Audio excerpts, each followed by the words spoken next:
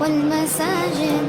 رباه سلم أهلها واحمل مداخله والمخارج، واحفظ بلاد المسلمين عن اليمائن والشمائل.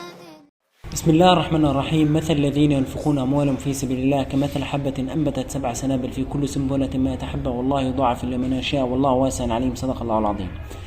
اليوم الأحد 24 من أغسطس 2025 يقوم فريق سترونج سبيريت في غزة بتوزيع زكاة المال على الأسرة الأيتام بغزة، وتبرع كريم من جمعية يتيم الذاكرات بألمانيا من الأخوات بأسبانيا، إشراف جمعية يتيم الذاكرات بألمانيا. بارك الله في المتبرعين، نتمنى منهم الاستمرار في دعم قطاع غزة بالمشاريع اللغتية ودمتم مدام عطاء. شكرا للزكاة. شكرا لك على الزكاة، بارك الله فيك. عمو تفضل زكاة أموال مقدم من جمعية يتيم الذاكرات بألمانيا.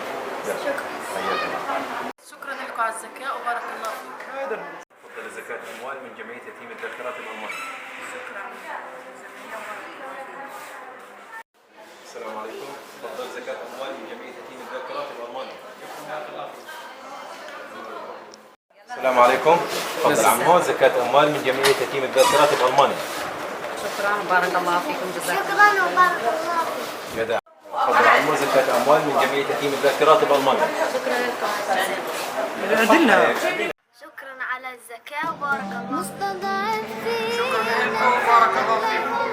يا رب غيرك في اللوازم مستمسكين بدينهم ودماؤهم عطر الجنادل، وقفوا ذرعا حرة دون البنادق والقنابل.